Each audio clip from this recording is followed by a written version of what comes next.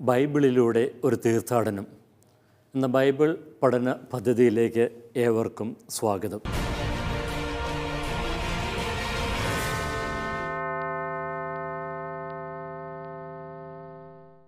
നാം ഇന്ന് വെളിപാട് 3-ാം അധ്യായത്തിലെ ലവോദിക്കയിലുള്ള സഭയ്ക്കുള്ള കത്താണ് പഠന വിചിന്തന വിഷയമാക്കുന്നത്.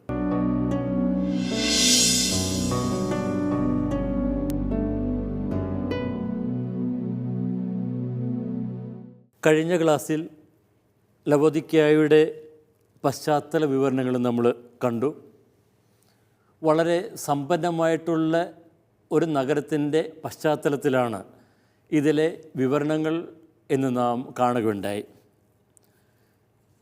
ഇതിലെ 14-ാമത്തെ വാക്യം ഇപ്രകാരമാണ്: ലവോദിക്കയിലെ സഭയുടെ ദൂതന് എഴുതുക, വിശ്വസ്തനും സത്യവാനുമായ സാക്ഷിയും ദൈവത്തിൻ്റെ സൃഷ്ടികർമ്മത്തിൻ്റെ ആരംഭവുമായിരിക്കുന്ന ആമേൻ ഇപ്രകാരം പറയുന്നു.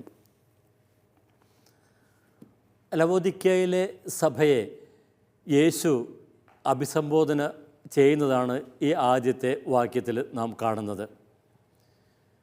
വിശ്വസ്തനും സത്യവാനുമായ ദൈവം. അപ്പോൾ അത് സൂചിപ്പിക്കുന്നത് കഴിഞ്ഞ ക്ലാസ്സിൽ നാം കണ്ടായിരുന്നു. ദൈവത്തിൻ്റെ വിശ്വസ്തതയ്ക്ക്, ദൈവവാഗ്ദാനങ്ങളുടെ ആ വിശ്വസ്തതയ്ക്ക് യേശു തൻ്റെ കുരിശുമരണം വഴി സാക്ഷ്യം നൽകുന്നതാണ് ഇവിടെ സൂചിപ്പിക്കുന്നത്. സൃഷ്ടികർമ്മത്തിൻ്റെ ആരംഭവും എന്നുള്ള പദപ്രയോഗം നാം കഴിഞ്ഞ ദിവസം വിശകലനം ചെയ്തിരുന്നു. സൃഷ്ടികർമ്മത്തിൻ്റെ ആരംഭം എന്ന് പറയുമ്പോൾ ദൈവത്തിൻ്റെ സൃഷ്ടികർമ്മത്തിൻ്റെ ആദ്യ സൃഷ്ടി എന്ന അർത്ഥമല്ല. യോഹന്നാൻ്റെ സുവിശേഷത്തിൽ നാം കാണുന്ന പോലെ യേശുവിലൂടെയാണ് എല്ലാം സൃഷ്ടിക്കപ്പെട്ടത്. അപ്പോൾ യേശു തന്നെയാണ് ഈ സർവപ്രപഞ്ചത്തിൻ്റെയും അടിസ്ഥാനം എന്നാണ് ഇവിടെ അർത്ഥമാക്കുന്നത്. പിന്നെ വേറൊരു അർത്ഥം കൂടി നാം കണ്ടിരുന്നു. ഈ ആർക്കെ, ആരംഭം എന്നതിന് അധികാരി എന്ന അർത്ഥം എടുക്കുകയാണെങ്കിൽ ഈ സർവപ്രപഞ്ചത്തിൻ്റെയും അധികാരി യേശു തന്നെയാണ് എന്നാണ് അർത്ഥമാക്കുന്നത്. അപ്പോൾ സർവപ്രപഞ്ചത്തിൻ്റെയും അധികാരിയായ ആ യേശുവാണ് ഈ ലവോദിക്കയിലെ സഭയെ അഭിസംബോധന ചെയ്യുന്നത്. ഇനി തുടർന്നുള്ള ആ ഭാഗത്തിലേക്ക് നമുക്ക് കടക്കാം. സൃഷ്ടികർമ്മത്തിൻ്റെ ആരംഭവുമായിരിക്കുന്ന ആമേൻ ഇപ്രകാരം പറയുന്നു. എന്താണ് ആമേൻ ആയ ദൈവം എന്നതുകൊണ്ട് അർത്ഥമാക്കുന്നത്? ആമേൻ എന്നത് പഴയ നിയമത്തിൽ ദൈവത്തിന് കൊടുത്തിരിക്കുന്ന പേരാണ്. യേശയ്യ പ്രവാചകൻ്റെ പുസ്തകത്തിൽ 65-ാമത്തെ അധ്യായത്തിൽ 16-ാമത്തെ വാക്യം ഇപ്രകാരം പറയുന്നു: ഭൂമിയിൽ അനുഗ്രഹം യാചിക്കുന്നവൻ വിശ്വസ്തനായ ദൈവത്തിൻ്റെ നാമത്തിൽ അനുഗ്രഹിക്കപ്പെടാൻ ആഗ്രഹിക്കും. ഇപ്പോഴിവിടെ ദൈവത്തെ അവതരിപ്പിക്കുന്നത് വിശ്വസ്തനായവൻ എന്നാണ്. അതിന് അവിടെ ഉപയോഗിച്ചിരിക്കുന്ന പദം എലോഹേയ് ആമേൻ എന്നാണ്. എലോഹേയ് ആമേൻ എന്ന് വെച്ചാൽ വിശ്വസ്തതയുടെ ആ ദൈവം, ആമേൻ ആയ ദൈവം എന്ന് വേണമെങ്കിൽ നമുക്ക് പറയുവാനായിട്ട് സാധിക്കും. അതായത് ദൈവത്തിൻ്റെ വാക്കിന് മാറ്റമില്ല എന്നാണ് ഇതുകൊണ്ട് അർത്ഥമാക്കുന്നത്. ഈ ദൈവത്തിൻ്റെ വാക്കിന് മാറ്റമില്ല എന്ന് പറയുമ്പോൾ പുതിയ നിയമത്തിലേക്ക് വരുമ്പോൾ അവിടുത്തെ വാഗ്ദാനങ്ങൾ യേശു ക്രിസ്തുവിൽ അത് പൂർണ്ണമായി സാക്ഷാത്കരിക്കപ്പെടുന്നു എന്ന ധ്വനി കൂടി ഉണ്ട്. ഈ പിതാവ് ഏൽപ്പിച്ച ആ കാര്യങ്ങൾ അതെല്ലാം യേശു പൂർണ്ണമായിട്ട് അത് പൂർത്തിയാക്കുന്നു, വിശ്വസ്തയോടെ പൂർത്തിയാക്കുന്നു. ലൂക്കായുടെ സുവിശേഷത്തിൽ 22-ാം അധ്യായത്തിൽ 42-ാമത്തെ വാക്യം: പിതാവേ, അങ്ങേക്ക് ഇഷ്ടമെങ്കിൽ ഈ പാനപാത്രം എന്നിൽ നിന്ന് അകറ്റണമേ, എങ്കിലും എൻ്റെ ഹിതമല്ല അവിടുത്തെ ഹിതം നിറവേറട്ടെ. അപ്പോൾ ദൈവത്തിൻ്റെ ഹിതം നിറവേറ്റുന്നവനാണ് യേശു. ദൈവത്തിൻ്റെ വാഗ്ദാനങ്ങളുടെ ആമേനാണ് യേശു എന്ന് പറയുവാനായിട്ട് സാധിക്കും. അപ്പോൾ ഇതേ ആശയം തന്നെ നാം വീണ്ടും യോഹന്നാൻ്റെ സുവിശേഷത്തിൽ 8-ാം അധ്യായം 28-29 വാക്യങ്ങളിലും, അതുപോലെ തന്നെ ഹെബ്രായർക്ക് എഴുതിയ ലേഖനത്തിൽ 10-ാം അധ്യായത്തിൽ 7-ാമത്തെ വാക്യത്തിലും നമ്മൾ കാണുന്നുണ്ട്. അപ്പോൾ ദൈവത്തിൻ്റെ വാഗ്ദാനങ്ങൾക്ക് യേശു തൻ്റെ അചഞ്ചലമായ വിശ്വസ്തത വഴിയായിട്ട് സാക്ഷ്യം നൽകി എന്ന് ഇവിടെ അർത്ഥമാക്കുന്നു. അപ്പോൾ യേശുവിനെ ഇവിടെ ആമേൻ എന്ന് വിശേഷിപ്പിക്കുന്ന വഴിയായിട്ട് എന്താണ് ഗ്രന്ഥകാരൻ അർത്ഥമാക്കുന്നത്? നാം ഇനി കാണുവാനായിട്ട് പോകുന്നതേയുള്ളൂ. ലവോദിക്യയിലെ സഭ യേശുവിനോട് അവിശ്വസ്തത പുലർത്തുന്നതായിട്ടാണ് നാം കാണുക.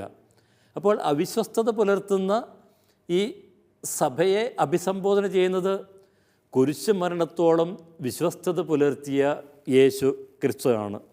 അപ്പോൾ അവരുടെ ആത്മീയ ദാരിദ്ര്യത്തെ തിരുത്തുവാനായിട്ട് യേശു, ആമേനായ യേശു അവരോട് അഭ്യർത്ഥിക്കുന്നു.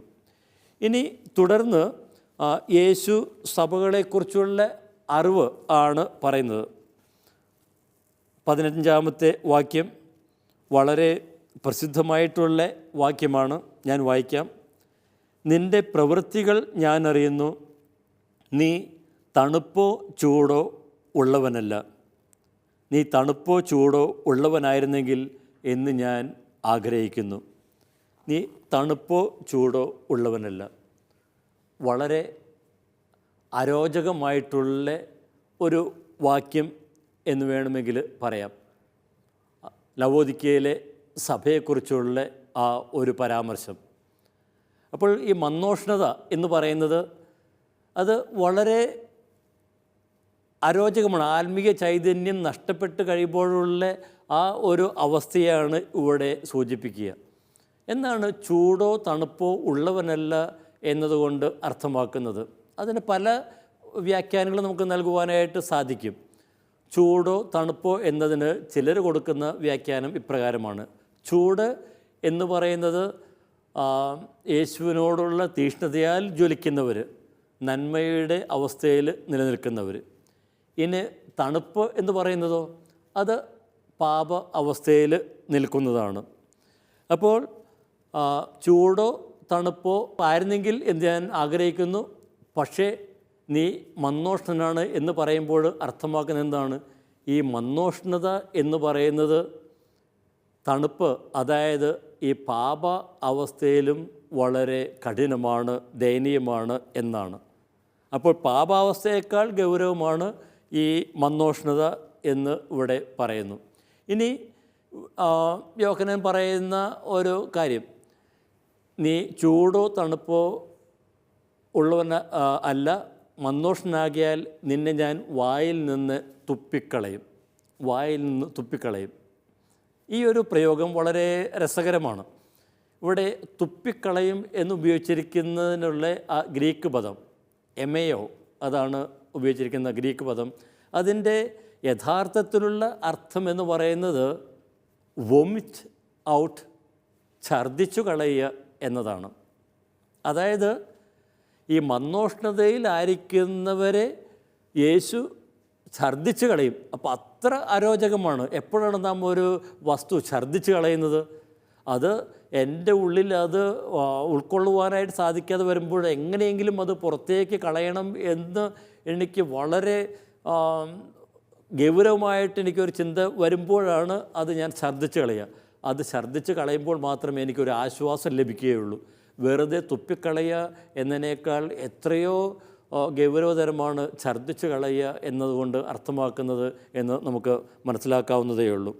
അപ്പോൾ ഈ ലവോദിക്യയിലെ സഭയോട് പറയുന്നത്, ഞങ്ങൾക്ക് ഒരു കുഴപ്പവുമില്ല എന്ന് പറയുന്ന ആ സഭയോട് പറയുന്നത്, നിങ്ങൾ യഥാർത്ഥത്തിൽ വളരെ ഗൗരവമേറിയ പാപാവസ്ഥയിലാണ്. ഈ ലവോദിക്യയിലെ ഈ സഭയെ, ഞങ്ങൾക്കൊരു കുഴപ്പവുമില്ല എന്ന് പറയുന്ന ഈ സഭയെ ഞെട്ടിക്കുന്ന ഒരു പ്രസ്താവനയാണ് ഇത് എന്ന് പറയുവാനായിട്ട് സാധിക്കും. അതായത് പാതി മനസ്സോടെയുള്ള വിശ്വാസ പ്രവൃത്തികൾ ക്രിസ്തുവിന് അസ്വീകാര്യമാണ്. റോമാക്കാർക്ക് എഴുതിയ ലേഖനത്തിൽ 12-ാമത്തെ അധ്യായം 11-ാമത്തെ വാക്യം, റോമ 12:11, തീക്ഷ്ണതയിൽ മാന്യം വരുത്താതിരിക്കുവിൻ, ആത്മാവിൽ ജ്വലിക്കുവിൻ, കർത്താവിനെ ശുശ്രൂഷിക്കുവിൻ. അപ്പോൾ സഭാംഗങ്ങളോടുള്ള ആഹ്വാനം അതാണ്, തീഷ്ണതയാൽ ജ്വലിക്കുക, യേശുവിനോടുള്ള തീഷ്ണതയാൽ ജ്വലിക്കുക. അപ്പോൾ ഈ ലവോദിക്കയുടെ അവസ്ഥ, ലവോദിക്കയിലെ സഭയുടെ അവസ്ഥ ഇതിൽ നിന്നും വളരെ വ്യത്യസ്തമാണ് എന്നാണ് പറയുക. ഇനി ലവോദിക്ക എന്താണ് പറയുന്നത്? അതാണ് 17-ാമത്തെ വാക്യത്തിൽ നാം കാണുന്നത്. ഞാൻ ധനവാനാണ്, സമ്പന്നനായി, എനിക്ക് ഒന്നിനും കുറവില്ല എന്ന് നീ പറയുന്നു. ധനവാനാണ്, സമ്പന്നനായി, എനിക്കൊന്നിനും കുറവില്ല. ലവോദിക്കയുടെ സാമൂഹിക സാംസ്കാരിക പശ്ചാത്തലം നമ്മൾ കഴിഞ്ഞ ദിവസം കണ്ടിരുന്നു. ലവോദിക്ക താരതമ്യേന വളരെ സമ്പന്നമായിട്ടുള്ള ഒരു നഗരമായിരുന്നു. അപ്പം അതിനൊരു പ്രധാനപ്പെട്ട കാരണം, ഇത് എഫേസോസിൽ നിന്ന് സിറിയയിലേക്കുള്ള വാണിജ്യപാതയിൽ സ്ഥിതി ചെയ്തിരുന്ന ഒരു നഗരമാണ്.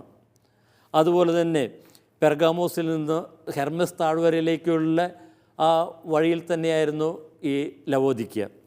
അപ്പോൾ അതുകൊണ്ട് ഇത് വളരെ പ്രസിദ്ധമായ വ്യാപാര കേന്ദ്രമായിട്ട് വളർന്നു.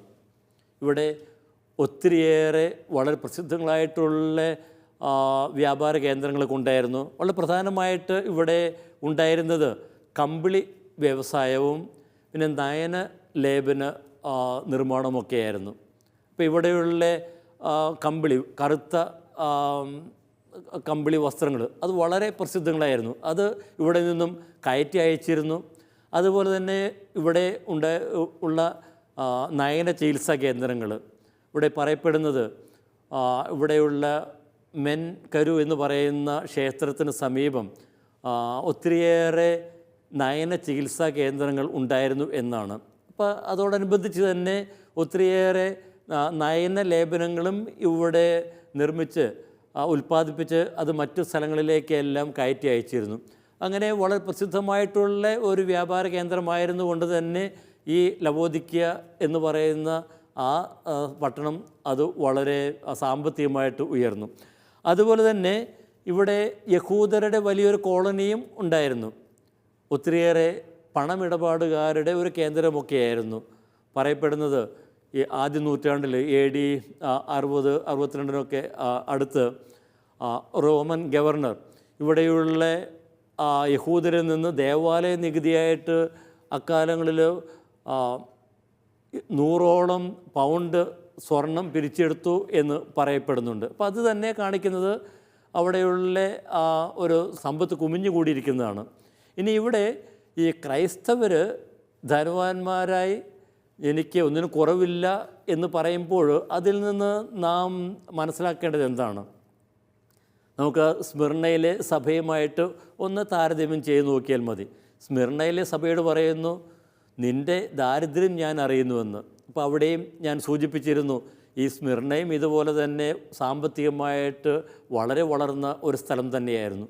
പക്ഷേ അവർ ഈ ദരിദ്രരായി എന്ന് പറയാൻ കാരണം അന്നത്തെ ആ വ്യവസ്ഥിതികളിൽ അവർ പങ്കുചേർന്നിരുന്നില്ല. അപ്പോഴിവിടെ ലവോദിക്കയിലെ സഭ സമ്പന്നയാണ് എന്ന് പറയുന്നതിന് ഒരു കാരണം അന്നുണ്ടായിരുന്ന സാമൂഹിക രാഷ്ട്രീയ വ്യവസ്ഥിതികളിൽ ഇവർ പങ്കുചേർന്നു എന്ന് തന്നെയാണ്. അതായത് അന്നത്തെ രാഷ്ട്രീയ അധികാരികളോടൊക്കെ അവർ ഒത്തുതീർപ്പിന് തയ്യാറായി. തങ്ങളുടെ വിശ്വാസത്തിൽ മായം ചേർക്കുവാനായിട്ട്, വെള്ളം ചേർക്കുവാനായിട്ട് അവർ തയ്യാറായി. അപ്പം അതുകൊണ്ട് തന്നെ ആ നഗരത്തിൻ്റെ സാമ്പത്തിക അഭിവൃദ്ധിയിൽ ഇവരും പങ്കുചേർന്നു എന്ന് വേണമെങ്കിൽ പറയാം. അപ്പം അതുകൊണ്ട് തന്നെയാണ് അവരുടെ ആ ദയനീയ അവസ്ഥ വിലയിരുത്തിക്കൊണ്ട് തന്നെയാണ് യേശു അവരെക്കുറിച്ച് പറയുന്നത്, പക്ഷേ നീ അവശനും ദയനീയനും ദരിദ്രനും അന്ധനും നഗ്നനുമാണെന്ന് നീ അറിയുന്നില്ല. ഒരു കാര്യം ശ്രദ്ധിക്കുക, ഈ 17-ാമത്തെ വാക്യത്തിൽ പോസിറ്റീവായിട്ട് പറയാനായിട്ട് 3 വാക്കുകളാണ് ഉപയോഗിച്ചിരിക്കുന്നത്. ധനവാനാണ്, സമ്പന്നനായി, ഒന്നിനും കുറവില്ല. പക്ഷേ നിഷേധാത്മകമായിട്ടുള്ള കാര്യം പറയാനായിട്ടോ അവശനാണ്, ദയനീയനാണ്, ദരിദ്രനാണ്, അന്ധനാണ്, നഗ്നനാണ്.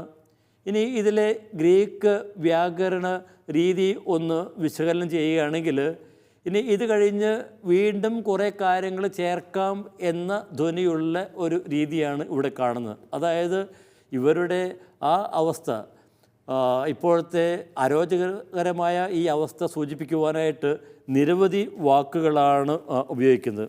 അപ്പോൾ ഇവർക്ക് എല്ലാം ഉണ്ട് എന്ന് പറയുമ്പോൾ ഇവർക്ക് ദൈവത്തിന് മുമ്പിൽ ഒന്നും തന്നെയില്ല എന്നാണ് അർത്ഥമാക്കുന്നത്. തങ്ങൾക്കൊന്നിൻ്റെയും ആവശ്യമില്ല എന്ന് പറയുമ്പോൾ ഇവർ ആത്മീയ തകർച്ചയിൽ ഉൾപ്പെടുകയാണ്. തങ്ങൾക്കൊന്നും ആവശ്യമില്ല എന്ന് പറയുമ്പോൾ അവർക്ക് ആരെ ആവശ്യമില്ല എന്നുകൂടി അതിൽ അർത്ഥമാക്കുന്നുണ്ട്, ദൈവത്തെ ആവശ്യമില്ല എന്നുകൂടി അർത്ഥമാക്കുന്നുണ്ട്. അപ്പോൾ ലൗകിക സമ്പത്തിൽ അഹങ്കരിച്ചിരുന്ന അവരുടെ അവസ്ഥ യഥാർത്ഥത്തിൽ വളരെ വ്യത്യസ്തമായിരുന്നു. ആരാണ് യഥാർത്ഥത്തിൽ സമ്പത്തിൻ്റെ ഉറവിടം? ദൈവം തന്നെയാണ് സമ്പത്തിൻ്റെ ഉറവിടം. അപ്പോൾ ദൈവത്തിലേക്ക് ആശ്രയിക്കാതെ തന്നിലേക്ക് മാത്രം തിരിയുന്നവൻ അവശനും ദയനീയനും ദരിദ്രനുമാണ്. ഇവിടെ ഉപയോഗിച്ചിരിക്കുന്ന ദരിദ്രൻ എന്നുള്ളതിന് ഉപയോഗിച്ചിരിക്കുന്ന ടോക്കോസ് എന്ന് പറയുന്ന ആ ഒരു പദത്തിന് അർത്ഥം പരമദാരിദ്ര്യം എന്നാണ്. അപ്പോൾ വളരെ ദയനീയമായിട്ടുള്ള അവസ്ഥയിലാണ് ഇവർ ഇപ്പോൾ ഉള്ളത്. അപ്പോൾ സമ്പത്തിനെ ആശ്രയിക്കുന്നവർ യഥാർത്ഥത്തിൽ ദരിദ്രരാണ്. ഇനി സമ്പത്തിൽ ആശ്രയിക്കുന്നവരുടെ സ്ഥിതി യോഹന്നാൻ പിന്നീടുള്ള അധ്യായങ്ങളിൽ 17, 18 അധ്യായങ്ങളിൽ വിവരിക്കുന്നുണ്ട്. പ്രത്യേകിച്ച് ബാബിലോണിൻ്റെ ചിത്രീകരണത്തിൽ അവിടെ പറയുന്നത് ബാബിലോണിൻ്റെ സുഖഭോഗ വസ്തുക്കൾ കൊണ്ട് ഭൂമിയിലെ വ്യാപാരികൾ ധനികരായി എന്നാണ്. അപ്പോൾ ആ ബാബിലോണിൻ്റെ ആ വ്യവസ്ഥിതികളിൽ, ആ തിന്മ നിറഞ്ഞ വ്യവസ്ഥിതികളിൽ പങ്കുചേർന്നുകൊണ്ടാണ് വ്യാപാരികൾ ദരിദ്രരായി എന്ന് പറയുന്നത്. അപ്പോൾ തന്നെ ധനികർക്ക് ഈ വെളിപാട് ഗ്രന്ഥം കൊടുക്കുന്ന ഒരു പേര് നമുക്ക് ഇതിൽ നിന്ന് വ്യക്തമായി മനസ്സിലാക്കാവുന്നതേ ഉള്ളൂ. അപ്പോൾ ധനം എന്ന് പറയുന്നത് തിന്മ നിറഞ്ഞ ആ സാമൂഹ്യ വ്യവസ്ഥിതിയിൽ നിന്ന് അവർ ഊറ്റിയെടുക്കുന്ന ധനം തന്നെയാണ് എന്നാണ് അർത്ഥമാക്കുന്നത്. അങ്ങനെയെങ്കിൽ ഈ ലവോദിക്യ എന്ന് പറയുന്ന ഈ നഗരം അത് ഏത് നഗരത്തിൻ്റെ പങ്കാളിയാണ്? ജെറുസലേം നഗരത്തിൻ്റെ അല്ല, വരാനിരിക്കുന്ന പുതിയ ജെറുസലേം നഗരത്തിൻ്റെ അല്ല, പിന്നെയോ ബാബിലോൺ നഗരത്തിൻ്റെ. അപ്പോൾ ഈ ബാബിലോൺ നഗരത്തിൻ്റെ അവസ്ഥ പിന്നീട് വിവരിക്കുന്നുണ്ട്. ഒറ്റ നിമിഷം കൊണ്ട് ഇവളുടെ സമ്പത്തെല്ലാം ഇല്ലാതായി, ഇവൾ തകർന്നു വീണു. അത് കണ്ടിട്ട് വ്യാപാരികൾ വിലപിക്കുന്നത് 18-ാമത്തെ അധ്യായത്തിൽ നമ്മൾ കാണുന്നുണ്ട്. ലവോദിക്കയിലെ ഈ സഭയെ വിലയിരുത്തുമ്പോൾ നമ്മൾ മനസ്സിലാക്കുന്നത് എന്താണ്? ഒത്തിരിയേറെ പേര് സമ്പത്തിൽ ആശ്രയിക്കുന്നവരുണ്ട്. സമ്പത്ത് ലഭിച്ചു കഴിഞ്ഞാൽ എല്ലാമായി എന്ന് അഹങ്കരിക്കുന്നവർ. പക്ഷേ യഥാർത്ഥത്തിൽ ദൈവം തന്നെയാണ്, ക്രിസ്തു തന്നെയാണ് നമ്മുടെ സമ്പത്തെന്ന് തിരിച്ചറിയുമ്പോഴാണ് നമ്മുടെ ജീവിതത്തിന് അർത്ഥം ലഭിക്കുക. സത്യമായി യേശുവിനെ പിൻചെല്ലണമെങ്കിൽ എല്ലാം ത്യജിക്കുവാനായിട്ട് തയ്യാറാകണം. ഇവിടെ ലവോദിക്കയിലെ സഭയ്ക്ക് പറ്റുന്ന കുഴപ്പവും അതാണ്. യേശുവിനെ പിൻചെല്ലുവാനായിട്ട് തങ്ങൾക്കുള്ള ആ അധാർമികതയുടെ സമ്പത്ത് ത്യജിക്കുവാനായിട്ട് അവർക്ക് സാധിക്കുന്നില്ല, അവർ തയ്യാറാകുന്നില്ല. ഇനി ഈ സമ്പത്തിൽ ആശ്രയിക്കുന്നവരുടെ ഗതി ഞാൻ നേരത്തെ സൂചിപ്പിച്ചതുപോലെ ബാബിലോണിൻ്റെ ചിത്രത്തിൽ അവതരിപ്പിക്കുന്നുണ്ട്. അപ്പോൾ ഈ ബാബിലോൺ ആകാതെ പുതിയ ജെറുസലേം ആകാനായിട്ടാണ് നാം വിളിക്കപ്പെട്ടിരിക്കുന്നത് എന്ന് ഈ ലവോദിക്കയിലെ സഭയ്ക്കുള്ള സന്ദേശത്തിൽ വളരെ വ്യക്തമാണ്. ഇനി യേശു പറയുന്ന അടുത്ത കാര്യം നമുക്കൊന്ന് ശ്രദ്ധിക്കാം. 18-ാമത്തെ വാക്യത്തിൽ, ഞാൻ നിന്നെ ഉപദേശിക്കുന്നു, നീ ധനികനാകാൻ അഗ്നിശുദ്ധി വരുത്തിയ സ്വർണവും നിൻ്റെ നഗ്നതയുടെ നാണം വെളിവാകാത്ത വിധം ധരിക്കാൻ ധവള വസ്ത്രങ്ങളും കാഴ്ച ലഭിക്കാൻ കണ്ണിലെഴുതാനുള്ള ലേപനവും എന്നോട് വാങ്ങുക. അപ്പോൾ ഇവിടെ പറഞ്ഞിരിക്കുന്ന കാര്യങ്ങൾ ലവോദിക്കയിലെ ആ സാമൂഹ്യ പശ്ചാത്തലത്തിൽ തന്നെയാണ്. അപ്പോൾ വസ്ത്രത്തിൻ്റെ ആ ഒരു പ്രതീകവും നയനലേപനത്തിൻ്റെ പ്രതീകവുമൊക്കെ അന്നത്തെ ആ പശ്ചാത്തലത്തിൽ അപ്പോൾ വളരെ പ്രസിദ്ധങ്ങളായിട്ടുള്ള കമ്പിളി വസ്ത്രത്തിനോട് താരതമ്യം ചെയ്യാവുന്ന ആത്മീയ വസ്ത്രം യേശുവിൽ നിന്ന് വാങ്ങുക. നയനലേപനം അത് ക്രിസ്തു തരുന്ന ലേപനം തന്നെയാണ്. അപ്പം എന്താണ് ഇവിടെ അഗ്നിശുദ്ധി വരുത്തിയ സ്വർണം എന്നതുകൊണ്ട് അർത്ഥമാക്കുക? വെളിപാടിൽ സ്വർണത്തെക്കുറിച്ചുള്ള ചില സൂചനകൾ നമ്മൾ കാണുന്നുണ്ട്. സ്വർഗീയ ജെറുസലേമിൻ്റെ പാതകൾ സ്വർണ്ണ നിർമ്മിതമാണ് എന്ന് 21-ാം അധ്യായത്തിൽ 18-ാമത്തെ വാക്യത്തിൽ പറയുന്നുണ്ട്. പിന്നെ സഭയെക്കുറിച്ച് പറയുമ്പോൾ സ്വർണ്ണ ദീപപീഠങ്ങൾ എന്നും നാം കാണുന്നു. അപ്പോൾ സ്വർണം ഇവിടെ ദൈവികതയുടെയും ദൈവകൃപയുടെയും ഒക്കെ പ്രതീകമാണ് എന്ന് പറയാം. അപ്പോൾ ദൈവകൃപ ലഭിക്കുക എന്നാണ് ഇവിടെ അർത്ഥമാക്കുന്നത്. ഇപ്പോൾ പാപമാലിന്യങ്ങളിൽ നിന്നെല്ലാം വിമുക്തരായി ഞെരുക്കത്തിൽ സ്ഥിരതയോടെ നിന്ന്, കഷ്ടതകളിൽ സഹനങ്ങളിൽ സ്ഥിരതയോടെ നിന്ന് യേശുവിൻ്റെ കൂടെ ചരിക്കുന്നവരാണ് ഈ കൃപയ്ക്ക് അർഹരാകുന്നത് എന്നാണ് ഇവിടെ അർത്ഥമാക്കുക. ഇനി നഗ്നത മാറ്റാനായിട്ട് എന്ന് പറയുമ്പോൾ അർത്ഥമാക്കുന്നത് യഥാർത്ഥത്തിൽ നാം ധരിക്കേണ്ട ആത്മീയ വസ്ത്രത്തെ കുറിച്ചാണ്. അപ്പോൾ മറ്റുള്ളവരുടെ മുമ്പിൽ ബഹുമാനിതരാകാൻ മാത്രം ഒന്നും ഈ ലവോദിക്കയിലെ സഭയിൽ ഇല്ല. ഇനി അവർ ധരിക്കേണ്ട വസ്ത്രം എന്താണ്? അത് വെളിപാടിൽ 19-ാം അധ്യായത്തിൽ 8-ാമത്തെ വാക്യത്തിൽ വളരെ മനോഹരമായിട്ട് വിവരിക്കുന്നുണ്ട്. 19-ാം അധ്യായം 8-ാമത്തെ വാക്യം 7ഉം 8ഉം ഞാൻ വായിക്കാം. എന്തെന്നാൽ കുഞ്ഞാടിൻ്റെ വിവാഹം സമീപിച്ചിരിക്കുന്നു, അവിടുത്തെ മണവാട്ടി സ്വയം അണിഞ്ഞൊരുങ്ങിക്കഴിഞ്ഞു, അവൾക്ക് ധരിക്കാൻ ശോഭയേറിയതും നിർമ്മലവുമായ മൃദുല വസ്ത്രം നൽകപ്പെട്ടിരിക്കുന്നു. എന്തെന്നാൽ ആ മൃദുല വസ്ത്രം വിശുദ്ധരുടെ നീതിപൂർവകമായ പ്രവൃത്തികളാകുന്നു. അപ്പോൾ വിശുദ്ധരുടെ നീതിപൂർവകമായ പ്രവൃത്തികൾ, അതാണ് ഇവർ ധരിക്കേണ്ട വസ്ത്രം. ഇനി അവർ കണ്ണിലെഴുതേണ്ട ലേപനം എന്താണ്? അത് യേശുവിൻ്റെ സ്പർശനം തന്നെയാണ് എന്ന് വേണമെങ്കിൽ പറയാം. നമുക്കറിയാം, യേശു അന്ധരെയൊക്കെ സുഖപ്പെടുത്തുമ്പോൾ അവരുടെ നയനങ്ങളിൽ സ്പർശിച്ചുകൊണ്ടാണ് അവരെയൊക്കെ ചിലപ്പോഴൊക്കെ സുഖപ്പെടുത്തുക. അപ്പോൾ യേശുവിൻ്റെ സ്പർശനമില്ലാതെ നമ്മുടെ ജീവിതത്തിൽ ആത്മീയമായിട്ടുള്ള ആ ഒരു കാഴ്ച നമുക്ക് ലഭിക്കുകയില്ല. അപ്പോൾ ആത്മാവിൻ്റെ നിറവ് വഴിയായിട്ടാണ് നമുക്ക് ആത്മീയ ദർശനം ലഭിക്കുക.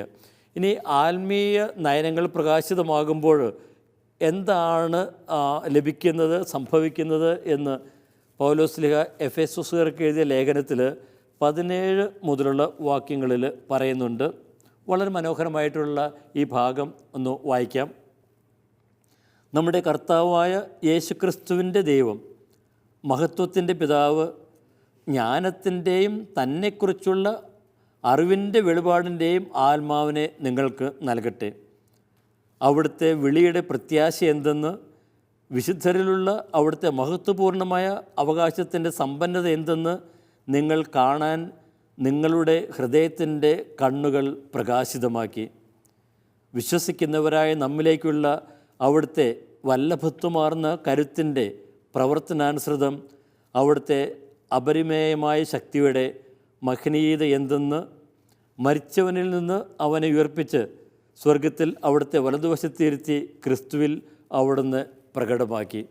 അപ്പോൾ ആത്മീയമായ ആ കാഴ്ച ലഭിക്കുമ്പോൾ നമുക്ക് ലഭിക്കുന്ന അനുഗ്രഹങ്ങളാണ് ഇവിടെയൊക്കെ പറഞ്ഞിരിക്കുന്നത്. ഇനി ഇവിടെ പറയുന്നു, ഇതെല്ലാം ആരിൽ നിന്നാണ് വാങ്ങേണ്ടത്? എന്നോട് വാങ്ങുക എന്നാണ് ക്രിസ്തു പറയുക. ഇപ്പോൾ ക്രിസ്തുവിന് മാത്രം നൽകുവാൻ കഴിയുന്ന ആത്മീയ സമ്പത്താണ് ഇവിടെ അർത്ഥമാക്കുന്നത്. ലവോദിക്കയിലെ സഭയ്ക്ക് പറ്റുന്ന പ്രശ്നം ക്രിസ്തുവിൽ ആശ്രയിക്കാതെ തങ്ങളിൽ തന്നെ ആശ്രയിക്കുന്നു എന്നതാണ്. ഇനി 19-ാമത്തെ വാക്യം ഒന്ന് വായിക്കാം. ഞാൻ സ്നേഹിക്കുന്നവരെ ശാസിക്കുകയും ശിക്ഷിക്കുകയും ചെയ്യുന്നു, അതുകൊണ്ട് തീക്ഷ്ണതയുള്ളവനാകുക, മാനസാന്തരപ്പെടുക. ഞാൻ സ്നേഹിക്കുന്നവരെ ശാസിക്കുകയും ശിക്ഷിക്കുകയും ചെയ്യുന്നു.